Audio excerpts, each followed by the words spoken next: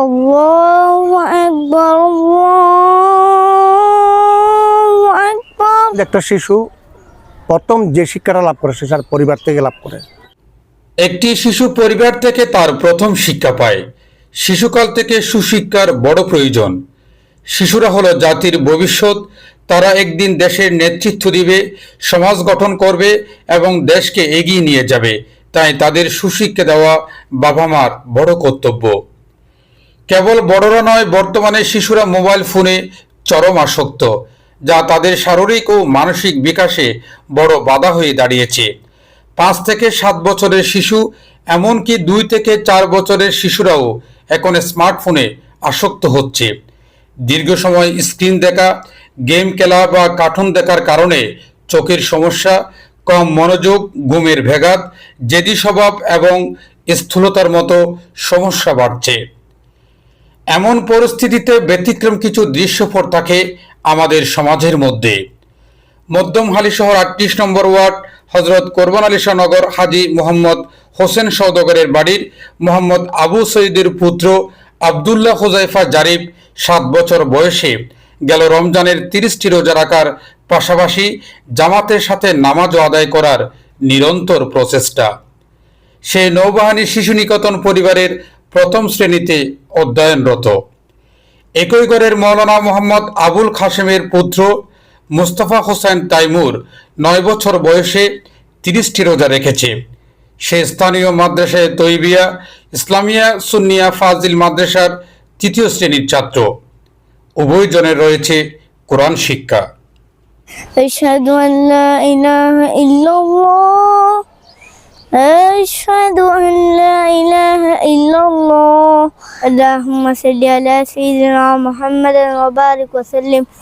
اللهم رب هذه الدعوة التامة والصلاة القائمة آت سيدنا محمد الوسيلة والفضيلة والدرجة الوفية وبعثت مقام المحمود الذي وعدته وارزقنا شفاعة يوم القيامة إنك لا تخلف الميعاد برحمتك يا أرحم الراحمين.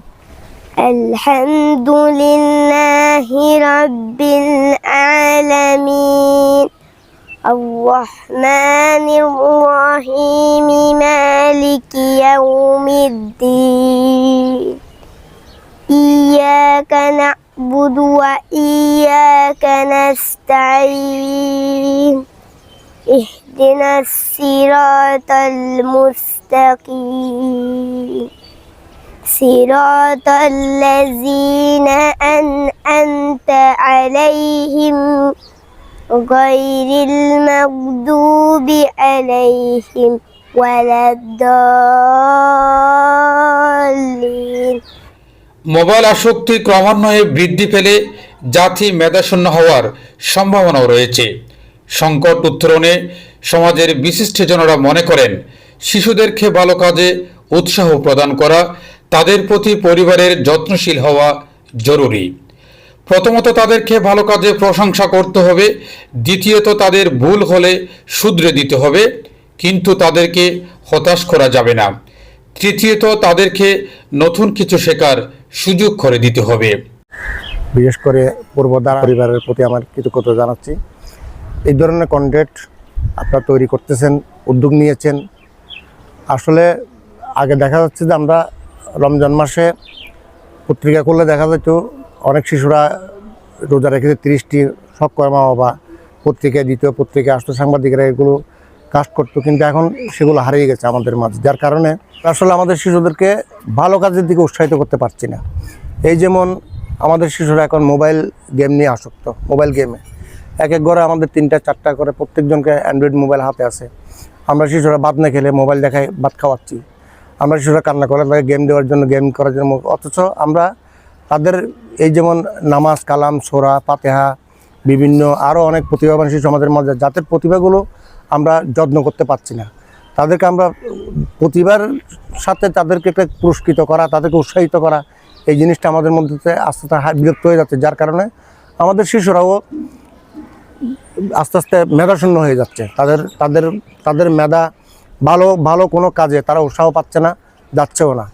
তো আমি মনে করি তাদেরকে যথেষ্ট পরিমাণ ভালো কাজের জন্য উৎসাহ দেওয়ার দরকার এবং ভালো কাজের দিকে তাদের মনোনিবেশ করানো দরকার। মোবাইল থেকে আস্তে আস্তে আমরা যদি এটা করি তাহলে তারা মোবাইল আসক্তি থেকে আস্তে আস্তে বেরোয় আসবে বলে আমি আশাবাদী।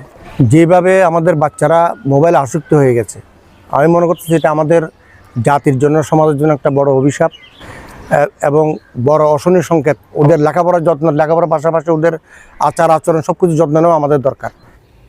সুশিক্ষা শিশুদের মন ও মস্তিষ্কে উন্নত করে, এটি তাদের ভালো মানুষ হতে সাহায্য করে, সমাজের প্রতি দায়িত্বশীল করে তোলে এবং তাদের ভবিষ্যতের জন্য প্রস্তুত করে।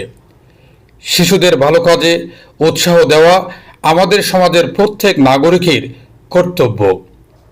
তাদের সুশিক্ষা দেওয়া, ভালো মানুষ হতে সাহায্য করা এবং তাদের ভবিষ্যতের জন্য প্রস্তুত করা আমাদের দায়িত্ব। জারিফ ও তাইমুরের সত্য গল্প দিয়ে আজকের এই প্রতিবেদন। তাদের মতো পারিবারিক শিক্ষা সুদৃঢ় হলে প্রত্যেকটি ঘরে ঘরে জ্ঞানের আলো প্রস্ফুটিত হবে, তাতে কোনো সন্দেহ নাই। মোহাম্মদ মহিউদ্দিন, পূর্বধারা, চট্টগ্রাম।